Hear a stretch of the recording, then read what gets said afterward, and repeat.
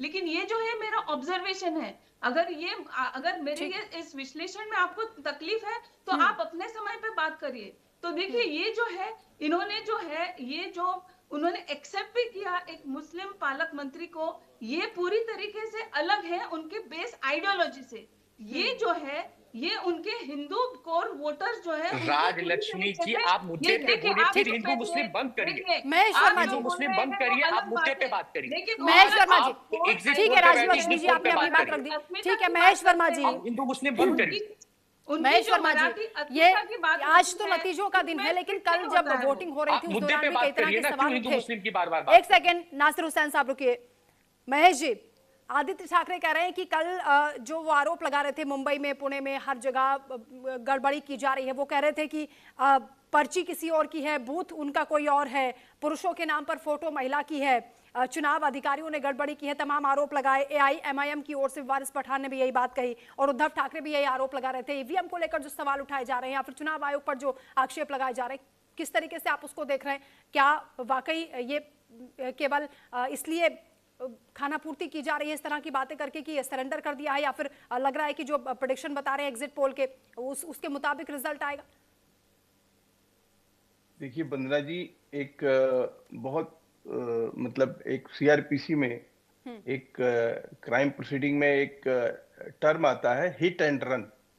वो सबसे ज्यादा जो है ना आपराधिक कृत्य माना जाता है। आप बोल के भाग जाएं, ये आपकी बहादुरी नहीं है। लोकतंत्र के आप जिस साख को काट रहे हैं उसी साख पे आप बैठे हुए व्यक्ति हैं। क्या मतलब बनता है इसका?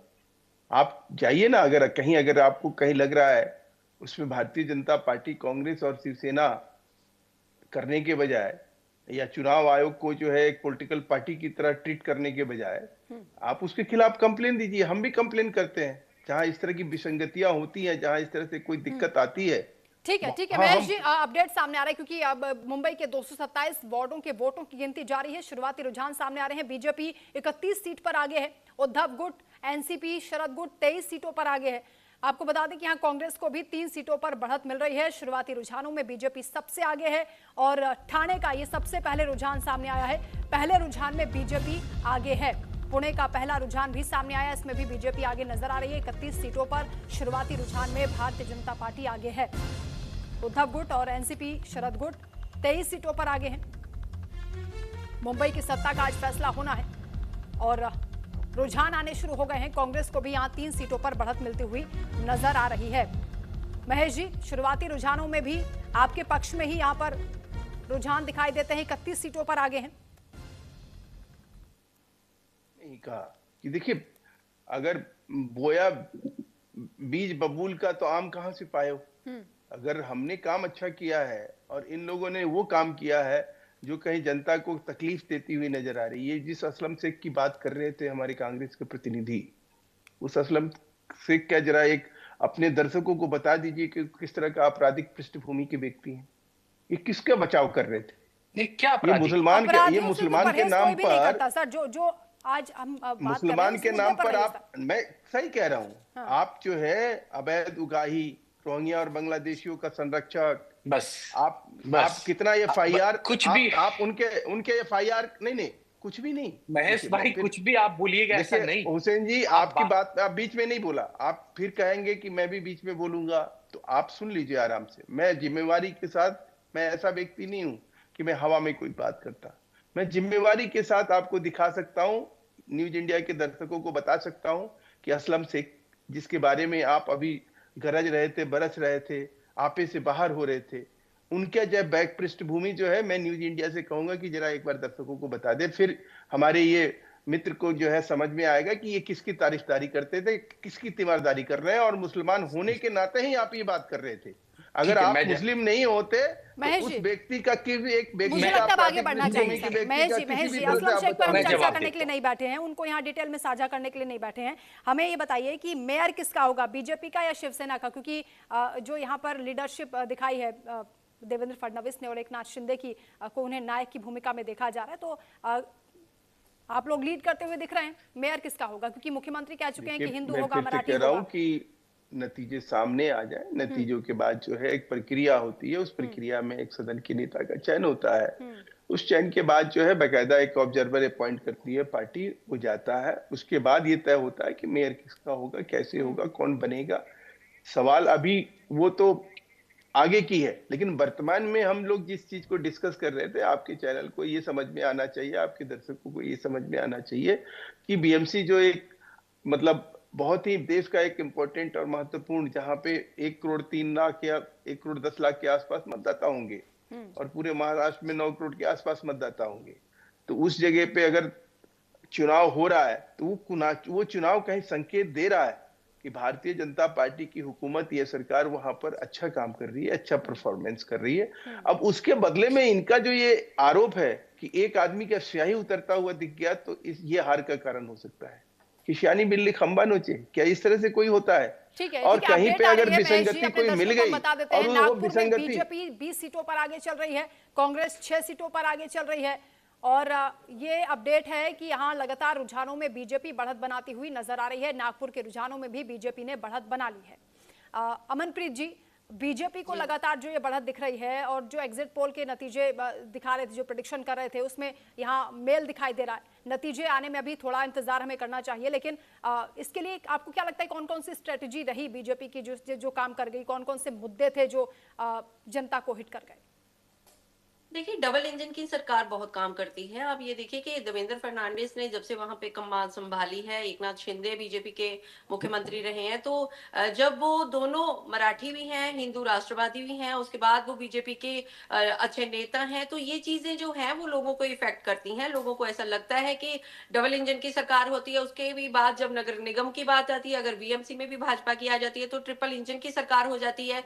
तो वो चीजें जो महाराष्ट्र जिनसे जूझ रहा है, स्पेशली अगर मुंबई की बात करें हम, तो वहां पे दो जो प्रॉब्लम्स हैं लोगों की वो बहुत बड़ी रहती हैं। अगर सिविक प्रॉब्लम्स की बात करें तो वहां पे वाटर लॉगिंग और जो ट्रैफिक जैम है, उससे लोगों को रोजमर्रा की जिंदगी से जो है वो उनका सामना करना पड़ता है। और लोगों को लगता है कि अगर बजट की बात करें या फिर परफॉर्मेंस की बात करें, तो भाजपा ने, क्योंकि वहां पे उनकी सरकार है, वहां पे उन्होंने काम करके दिखाया है। और उससे भी बड़ी बात ये है कि अगर जैसे 227 सीटों पे मतदान हुआ है और 29 सीटों के आज रिजल्ट आने हैं, तो सबसे बड़ी बात ये, महाराष्ट्र की जब बात आती है, वहां पे भाजपा की परफॉर्मेंस की बात आती है, तो ये नहीं भूलना चाहिए कि आरएसएस का भी वहां पे बहुत बड़ा गढ़ है। अगर हम नागपुर की स्पेशली बात करें, तो एक तो देवेंद्र फर्नांडिस वहां से आते हैं, दूसरा नितिन गडकरी वहां से आते हैं, तीसरा भागवत जी जो है आरएसएस के प्रमुख नेता, वो भी वहां से आते हैं।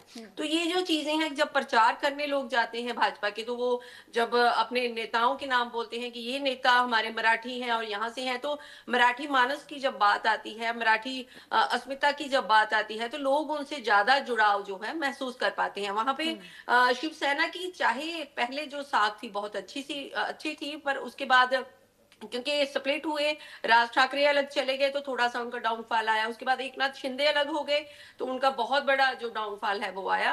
रीयूनियन हुई है, पर लोगों को लगता है कि ठाकरे ब्रदर्स अगर साथ आए हैं, तो वो सिर्फ और सिर्फ अपनी राजनीति चमकाने के लिए, क्योंकि दोनों अलग अलग कुछ नहीं कर पा रहे थे, कोई रिजल्ट नहीं दे पा रहे थे। जो शिवसेना बाल ठाकरे ने खड़ी करी थी, जिसका महाराष्ट्र में दारोमदार था, जिसको मतलब इतनी उनकी जो साख है वो इतनी चमक रही थी, उनकी जो स्ट्रॉन्ग वो इतने नेता थे कि उनकी सेंटर सरकार पे भी उनके हुक्म हम कह सकते हैं कि चलते थे। वो वहां से बैठ के, मुंबई से बैठ के वो सेंटर में जो सरकार चलती है उसको कंट्रोल करने की कोशिश करते थे। शिवसेना का रहा है और आज भी जी। पर वंदना, अभी जो है ये क्योंकि स्प्लिट हो गए थे, रीजनल हुई है, लोग समझते हैं कि क्यों वो इकट्ठा हुए हैं। तो मुझे लगता है कि लोगों को लगता है कि ये साथ भी आए हैं, तो हो सकता है जब जीत जाए बाद में फिर स्प्लिट हो जाए, तो इसलिए लोग उन पे ज्यादा भरोसा दिखा नहीं रहे। और वैसे भी आपने देखा कि अगर धरातल पे काम करने की बात आती है, तो बीजेपी को उनका कोई सानी है ही नहीं है, क्योंकि वो अपने कार्यकर्ताओं से लेके अपने नेताओं को जो भी कमान होती है, जो भी उनकी मीटिंग्स होती है, वो धरातल पे उतर के काम करते हैं। यानी शिवसेना आप जो ये है कह रहे हैं कि ये जो गठबंधन हुआ था वो केवल अपने अस्तित्व को बचाने के लिए था, ये बिल्कुल, चुनावी बिल्कुल। मजबूरी थी।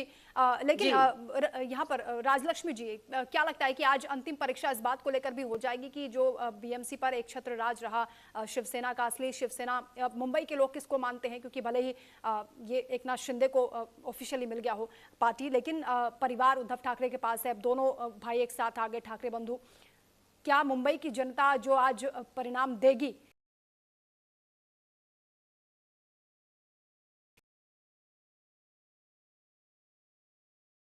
जो शिवसेना है, जो बाला साहेब ठाकरे जी ने जो बनाया था,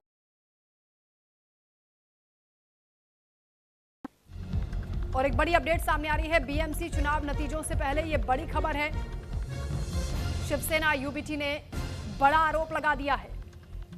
उद्धव ठाकरे की ओर से, उनके गुट की ओर से कहा गया कि कल शाम ही चुनाव के नतीजे तय हो गए थे।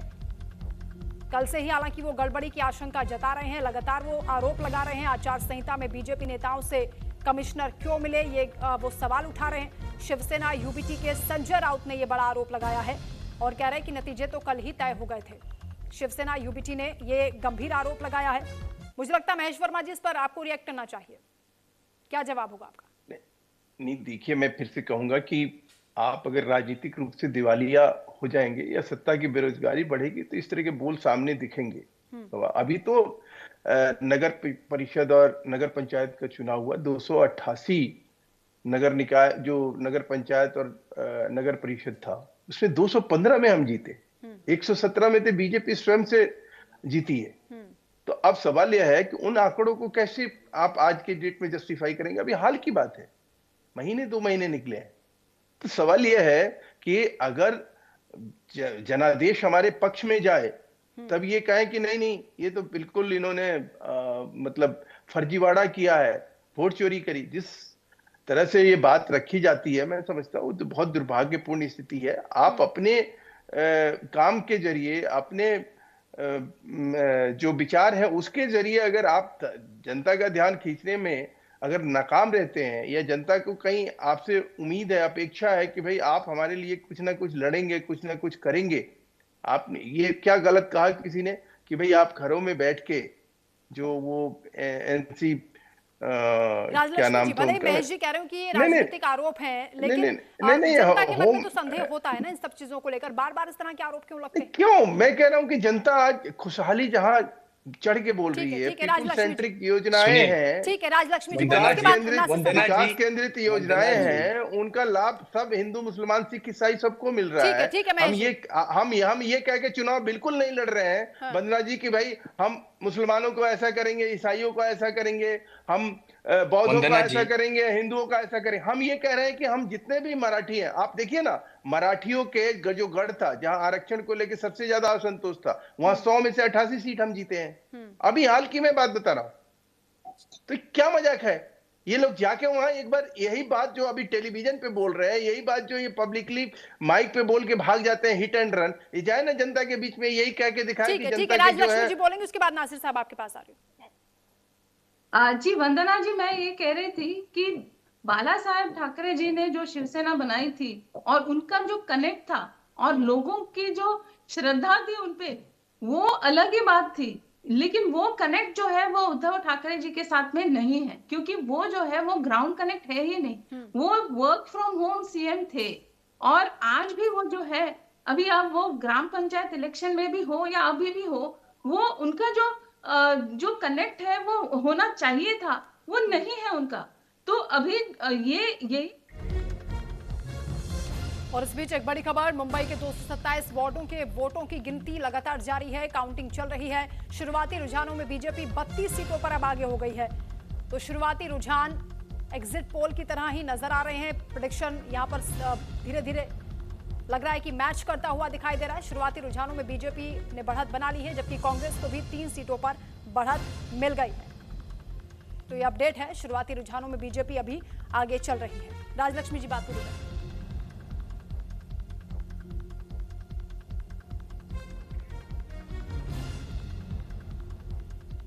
थे कि वो जो उनके जो विधायक हैं, उनके जो कार्यकर्ता है, उनके जो कॉर्पोरेटर्स हैं, उनके साथ उनका जो कनेक्ट होना चाहिए था वो भी नहीं था।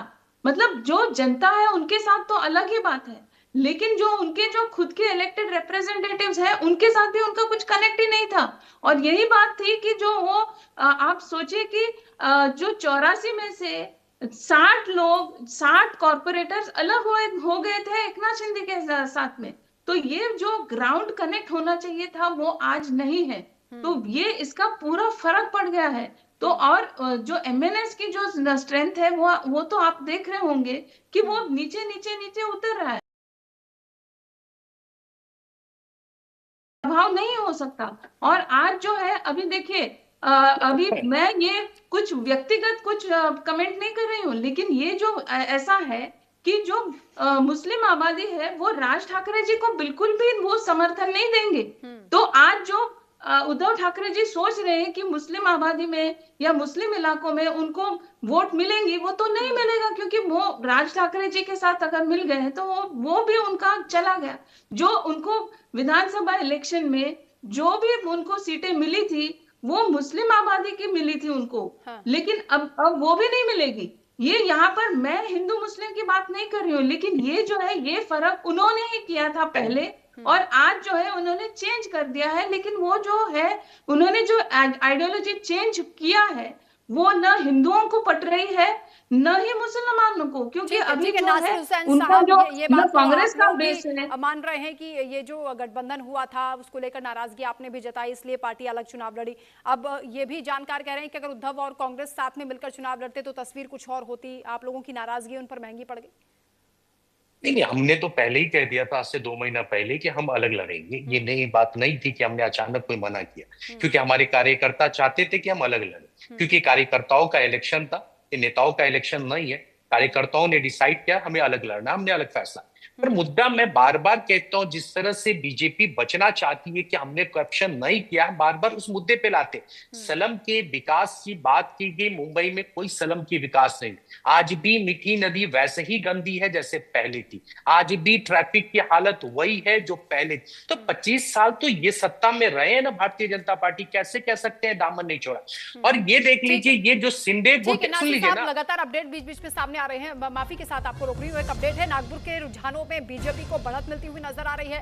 नागपुर में बीजेपी 29 सीटों पर आगे, नागपुर में कांग्रेस भी 6 सीटों पर आगे चल रही है। तो नागपुर से अपडेट है, जहां लगातार क्योंकि आज काउंटिंग हो रही है, वोटों की गिनती जारी है, नागपुर में कांग्रेस 6 सीटों पर आगे है और बीजेपी के लिए शुरुआती रुझानों में लगातार ये बढ़त दिखाई दे रही है। और नागपुर के रुझानों में बीजेपी को यहाँ स्पष्ट बढ़त दिखाई दे रही है। 29 सीटों पर इस वक्त बीजेपी आगे है, जबकि कांग्रेस के लिए ये कहा जा रहा है कि 6 सीटों पर कांग्रेस ने भी बढ़त बना ली। अब बोलिए नासिर साहब। आप नासिर हुसैन जी। मुंबई में शिंदे गुट महायुति एक साथ दिखती है, यही नवी मुंबई में ये दोनों अलग लड़ती है, थाने में अलग दिख जाती है। अजीत पवार पे पिपली चिंचवड़ में अलग दिखते, पिपली चिंचवड़ में खुद अजीत पवार कहते हैं ये हफ्ता वसूल पार्टी है, तो भारतीय जनता पार्टी बोलती है 70,000 करोड़ के घोटालेबाज है, ये अपनी औकात में रहो, ऐसी ऐसी अल्फाजों की बात करते हैं। तो ये महायुति दिखती कहाँ है? मगर हाँ, क्योंकि लोगों ने जिस तरह से बीएमसी इलेक्शन के नाम पे मैनिपुलेशन चालू हुआ, लोगों को वोटों डालने से रोका गया, एक सब हम लोगों ने रिटेन कंप्लेन किया। कल दोपहर में हमने खुद प्रेस कॉन्फ्रेंस करके ऐलान किया है किस तरह से वोटों की मैनिपुलेशन चालू है, ईवीएम मशीनें काम नहीं कर रही। इवन गणेश नायक जो इनका मंत्री है उसको अपना भूत खोजने के लिए घंटों भटकना पड़ रहा है, तो आम इंसानों की क्या हालात होगी। तो इस तरह से इन्होंने पूरा मैनिपुलेशन चालू किया है, तो इसका रिजल्ट कुछ भी हो सकता है। जनता का मैंडेट दोनों तरफ से हो रहे हैं। बीजेपी कह रही है हमारे कार्यकर्ताओं को पीटा गया है, तमाम तरह के आरोप लग रहे हैं। 10 सेकंड, मुझे 10 सेकंड दीजिए वंदना जी, 10 सेकंड। राजलक्ष्मी जी बार बार बाला साहब ठाकरे का नाम लेती है, ये क्यों भूल जाती है वही बाला साहब ठाकरे थे जब पूरा हिंदुस्तान इंदिरा गांधी के खिलाफ था। तो बाला साहब ठाकरे महाराष्ट्र का वो शेर जागता है, वो कहता है इमरजेंसी में हम किसी के साथ है, इंदिरा के साथ है, इंदिरा दुर्गा के रूप में है, तो वो क्यों भूल जाती है बाला साहब ठाकरे का? बार बार बाला साहब ठाकरे का नाम लेके आप बीजेपी के लिए बात मत करिए। आप राजलक्ष्मी जी जिस तरह से टिप्पणी कर रहे हैं। अच्छा, अमनप्रीत कौर जी, मुझे लगता है कि AIMIM पर भी चर्चा करनी चाहिए। कोल्हापुर में कहा जा रहा है कि वो बढ़त बना रही है। मजहबी मेयर से लेकर जिस तरह से मुद्दा हिजाब वाले PM को लेकर उठाया AIMIM ने, और तमाम तरह के उन्होंने आरोप लगाए, जिस तरह से मराठी मानुस को लेकर चर्चा हुई। ठीक, एक सेकंड नासिर हुसैन साहब रुकिए। तो हम बात यहां पर कर रहे हैं AIMIM की, तो मुझे लगता है इस पर भी बातचीत होनी चाहिए। अमनप्रीत कौर जी, आपको क्या लग रहा है कि उसने किसको नुकसान पहुंचाया होगा सबसे पहले? और तैयारी आप देखिए, ओवैसी की पार्टी ने सबसे पहले अपने उम्मीदवार उतारे थे। वंदना जी, ये तरीका नहीं, आप मुझे बात नहीं पा रही है। आप रोक दे रही हैं वंदना जी, ये तरीका